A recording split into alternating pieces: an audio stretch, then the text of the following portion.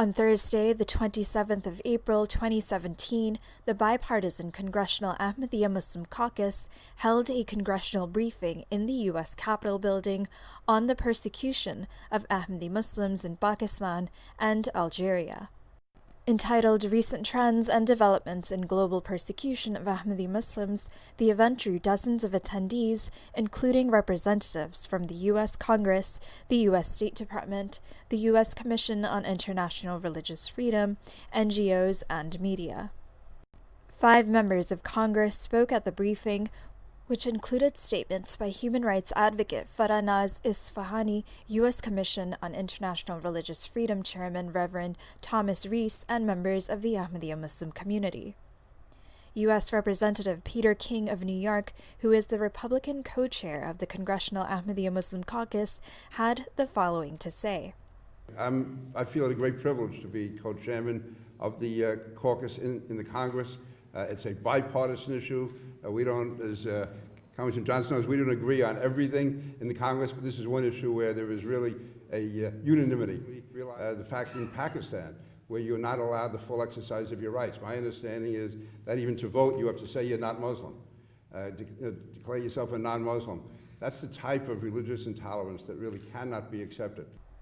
Members of Congress were keenly aware of and deeply troubled by persecution of Ahmadis in both Pakistan and Algeria. U.S. Representative Jackie Speier of California, who is the Democratic co-chair of the caucus, said the following. And we know fully well that religious freedom is enshrined in our Constitution. We believe passionately about protecting religious freedom in this country. It's important for us to draw attention to the fact that recently in Algeria, there has been an intensive legal and media campaign against the Ahmadiyya population there. So much so that it resulted in the arrest of the National Ahmadiyya president, Mr. Mohammed Fali, to a student who was jailed in Algeria for charges that he was supporting terrorism because he posted a video exposing the brutality of ISIS. In Pakistan, as we know, the legal discrimination against the Ahmadiyya community is gross. The fact that you cannot vote in Pakistan unless you denounce your faith is repugnant to us, and I'm sure is repugnant to you. And last December, at the Ahmadiyya headquarter office in Rabwa, it was raided by armed members of the Punjab province police. So you are, as a religious group in many countries outside of the United States, being challenged in your faith. And it's incumbent on those of us in Congress to speak up about these violations. Farah Isfahani, former member of the National Assembly of Pakistan and author of Purifying the Land of the Pure, highlighted the plight of 2 long-standing prisoners of conscience in her statement. One of the most recent cases of persecution against Ahmadis relates to the arrest, detention, and sentencing of Mr. Abdul Shakur, an 80-year-old optician, for propagating the Ahmadiyya faith. So on December 2, 2015, Punjab government's counter-terrorism department, accompanied by Pakistan's elite force, raided a symbol bookstore owned by Abdul Shakur and arrested him for selling Ahmadiyya literature. He was sentenced to 5 years imprisonment under Penal Code Section 298C and 3 years under the Anti-Terrorism Act. Blasphemy and terrorism charges have also been brought against Mr. Tahir Mehdi, the editor of the Ahmadiyya Muslim community's daily newspaper, Al-Fazl, a 102-year-old publication.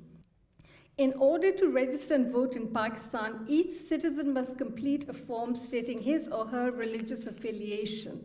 Ahmadi Muslims must declare that they are not Muslim on this form in order to vote. As a result, hundreds of thousands of Ahmadi Muslims, if not far greater, are disenfranchised. And I would beseech all of you to get behind this.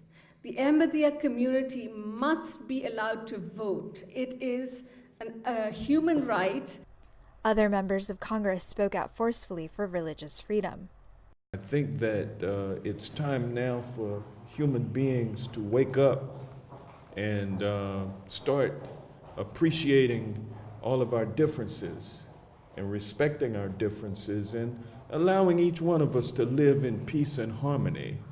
We can assure you that we will be wedded around the need for enhanced action and response by a democratic nation who holds as one of its special tenets is the freedom of religion, to live your religion, to worship your religion, to honor your religion, to teach your religion, to spread the faith of your family members, and to honor your religion. And so I'm delighted of this conference, and I look forward to continuing to work with all of you to uphold and pride ourselves in the fact that cannot be disputed. Human rights is religious rights, and religious rights are human rights. We know that you support a peaceful Islam that is community-focused and thoughtful, and we know that we can do this together. So I want to thank you for continuing to open up your facilities, to open up your hearts, and to educate us on the importance of supporting these efforts. USERF Chairman Reverend Reese expressed deep concerns over the religious discrimination of Ahmadi Muslims. USERF's 2017 annual report, which we actually released yesterday, makes clear our deep concern about religious prisoners of conscience and solidarity with them. While quiet diplomacy has a key role to play, public inattention often leads to more persecution, not to more freedom. In fact, silence can signal a lack of interest and therefore a license to oppress. Thus, the importance of today's focus on the Ahmadi prisoners of conscience, a focus which turns inevitably to Pakistan. Tahir Mahdi is a printer and a publisher of the daily Al-Fanzal, a 102-year-old Ahmadiyya publication. He has been detained for publishing Quranic verses in Ahmadiyya publications. Sadly, there are other Ahmadi prisoners of conscience. Some we know about, others we don't. Violations of religious freedom affect real people. We must never forget that it is individuals who suffer the often devastating consequences of unjust laws and practices. We want them to know that they are not forgotten. We want to highlight the laws, policies, and practices that led to their imprisonment, and we want to hold their government accountable. Ultimately, we want prisoners of conscience to be freed and want to work with you to help ensure that they are. Members of the Ahmadiyya Muslim community outlined in detail the persecution of Ahmadis in Pakistan and Algeria. After the speakers made their statements, there was a Q&A session with the panel, wherein it was noted both Pakistan and Algeria will be assessed during this year's Universal Periodic Review by the United Nations Human Rights Council. After the event, guests expressed their appreciation and, along with members of Congress, vowed to work towards ending religious persecution and promoting human rights universally. Sania Ahmed, MTA News, USA.